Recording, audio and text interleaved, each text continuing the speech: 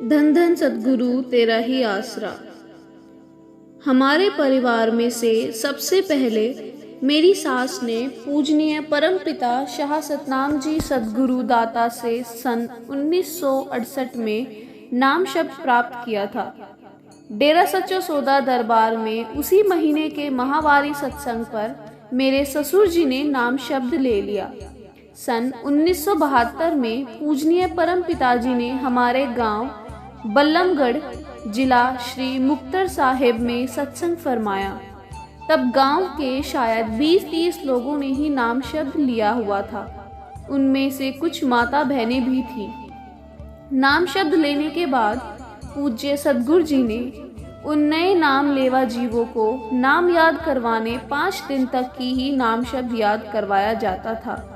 के लिए मेरी सास की ड्यूटी माता बहनों को नाम याद करवाने तथा भाइयों बुजुर्गों को नाम याद शब्द करवाने के लिए मेरे ससुर की ड्यूटी लगाते हुए वचन फरमाया कि बीवियों को नाम शब्द याद करवाएगी बीवी हरनाम कौर और पुरुषों को गंगा सिंह नाम याद करवाएंगे।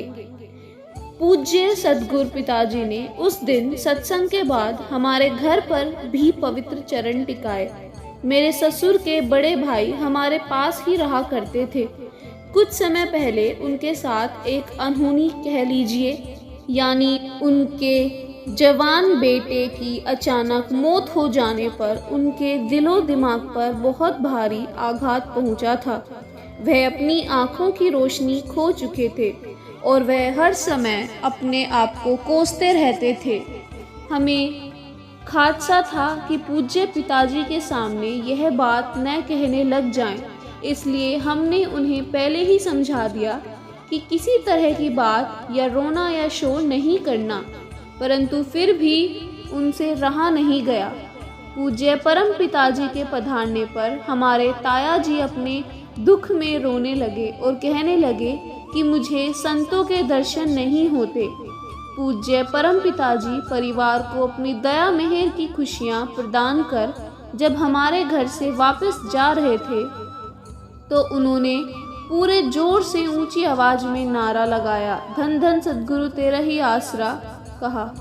पूज्य दयालु परम पिताजी ने चलते चलते उन पर अपनी पावन दृष्टि डालते हुए आगे जा रहे ढोल वाले सेवादार से फरमाया, उस बुजुर्ग की 84 कटी गई।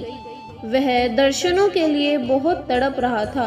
सर्व सामर्थ दाता प्यारे ने उस जीवात्मा को अपनी दया मेहर से 84 लाख जीव जूनियों से छुटकारा करवाकर उसका उद्धार अपने रहमो कर्म से किया। सद्गुरु प्यारे के अपार रहमो कर्म का एक करिश्मा और भी हमने प्रत्यक्ष रूप में देखा।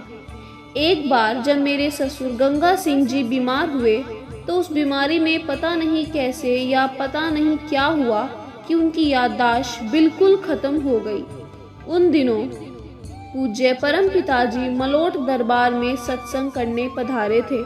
मेरे पति अमरजीत सिंह जी ने मलोट दरबार में जाकर पूज्य पावन हुजूरी में अपने डैडी की बीमारी की हालत बारे में अर्ज की कि पिताजी उनकी याददाश्त बिल्कुल खत्म हो गई है।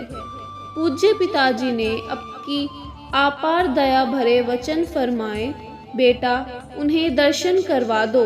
वचन मिलते ही मेरे पति घर पर आकर अपने डैडी को मोटरसाइकिल पर बिठाकर वापस मलोट दरबार में पहुंच गए और उन्हें ले जाकर पूज्य शहंशाही पावन हुजूरी में बिठा दिया। सच्चे पातशाह जी ने मेरे ससुर से पूछा, बुजुर्गों दर्शन हो रहे हैं, नाम शब्द याद नहीं है? उन्होंने जवाब में अर्ज की, हाँ जी पिताजी दर्शन हो रहे हैं और नाम शब्द याद नहीं है जी। पूज्य शहंशाह जी ने प्रेम निशानी के रूप में उन्हें एक अंगूठी प्रदान की। पूज्य सद्गुरु जी का पावन आशीर्वाद पाकर उनकी याददाश्त काफी हद तक वापस लौट आई थी। अगस्त 1963 की घटना है।